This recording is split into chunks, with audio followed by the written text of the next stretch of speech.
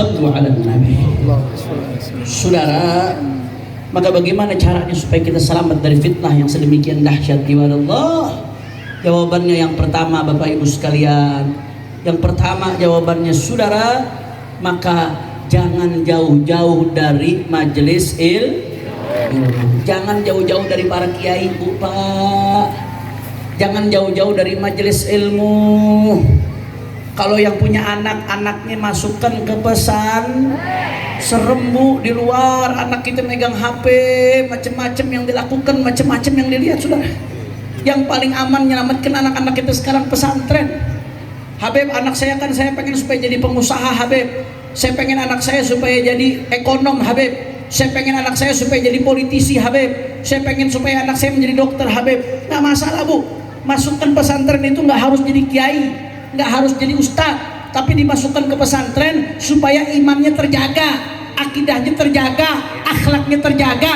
Kalau suatu saat jadi dokter, dokter yang takut kepada Allah dan mengenal Rasulullah. Kalau suatu saat jadi ekonom, ekonom yang mengenal Allah dan kenal Rasulullah. Kalau suatu saat jadi polisi, jadi politisi, jadi apapun, dia menjadi apapun yang kenal Allah dan Rasulnya, saudara. Itu tujuannya kita masukkan anak ke pesantren, saudara. Maka jangan jauh-jauh. Kalau mau selamat dari fitnah di zaman sekarang ini, saudara, jangan jauh-jauh dari para kiai, para ulama, para asatid. Jangan jauh-jauh dari majelis-majelis ilmu, ibu-ibu sekalian.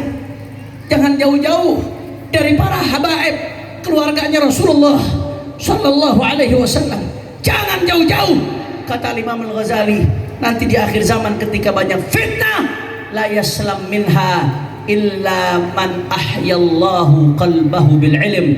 Tidak akan selamat kecuali yang Allah hidupkan hatinya dengan tapi dekat dengan ulama, bukan sekedar ulama, tapi ulama-ulama yang jelas-jelas ahlus sunnah wal jamaah, yang gurunya jelas. Kiai-kiai kita belajar dari gurunya, dari kiainya, kiainya belajar lagi dari kiainya, kiainya belajar lagi dari kiainya, yang dipelajari kitab-kitab ahlus sunnah wal jamaah, terus ilmunya bersambung sampai kepada Rasulullah. Jangan sembarang kiai, jangan sembarang ustadz tuh, Pak, yang udah jelas ahlus sunnah wal jamaah, jelas mondoknya di mana, pesantrennya di mana, saudara, jelas gurunya siapa, sehingga ilmunya nggak ngawur. Bukan yang tukang ngebit-abit air sesama muslim, saudara. Bukan yang menyesatkan sama muslim dengan pemikirannya. Tolak ukurnya kesolehannya, keistiqomahannya, keilmuannya, ahlus sunnah wal jamaahnya. Oleh karena itu, jawab yang kompak masyarakat Tasik, jawab yang kompak, siap untuk duduk di majelis ilmu. Orang kompak siap untuk ikut bersama para ulama. Siap belajar kepada para ulama, siap nempel kepada para kiai, siap perjuangkan dakwahnya Rasulullah, siap menjadi duta-duta dakwah agamanya Rasulullah. Semua angkat tangannya, takbir, takbir, sallu ala Nabi.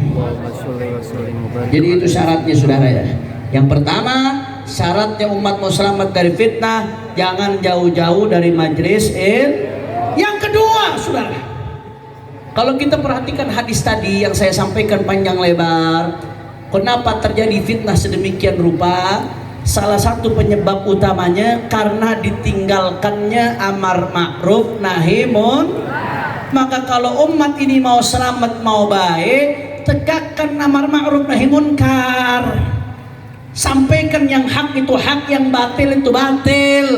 Serukan kepada kebaikan, cegah kepada kemunkaran. Umat ini menjadi umat terbaik bukan karena jumlahnya yang banyak, Bapak Ibu sekalian. Umat ini menjadi umat terbaik bukan karena kekayaannya paling banyak, bukan karena jumlahnya paling banyak, bukan karena teknologinya paling canggih, tapi Allah katakan dalam Al-Quran, kuntum khairu ummatin ukhrijat linnas, kalian menjadi sebaik-baiknya umat. Kenapa? Ta'muruna bil ma'ruf wa tanhauna 'anil munkar, karena amar ma'ruf nahi munkar. Sampaikan yang benar itu benar, yang salah itu salah. Jangan diam kalau lihat kemunkaran, Bapak Ibu sekalian. Rasulullah udah pesan, Man ra'a minkum munkaran falyughayyirhu biyadihi. Siapa yang lihat kemunkaran, rubahlah dengan tangannya, semampu dia, saudara. Cegah. Fa in lam yastati' fa bilisanihi. Kalau nggak bisa dia cegah dengan tangannya, minimal dengan lisannya. Ingatkan, nasihati orang di sekitar kita kalau maksiat, saudara. Fa in lam yastati' fa biqalbihi. Kalau nggak bisa juga, minimal dengan hatinya. Hatinya nggak ridho, nggak rela kalau lihat kemunkaran. Minimal dengan hatinya, saudara. Wa dzalika adhaful iman. Itu selemah-lemahnya iman. Maka kalau umat ini pengen baik, masing-masing jalankan peran nahi munkar amar ma'ruf. Yang aparat pejabat dengan jabatannya, yang ulama dengan ilmunya, yang santri dengan ilmunya, yang umat dengan kekuatan umatnya, dengan kekompakannya. Kalau semua kompak, semua bersatu, insya Allah umat akan baik, kemunkaran akan hilang, saudara. Betul. Kalau amar ma'ruf sudah ditinggalkan, maksiat merajalela di mana-mana, maka Allah turunkan fitnah. Kalau Allah turunkan fitnah, maka azab Allah, murka Allah akan datang. Na'udzubillah min. Apapun ormas Anda, apapun kelompok Anda, siapapun Anda, selama Anda muslim, Anda punya kewajiban untuk menegakkan amar ma'ruf nahi munkar.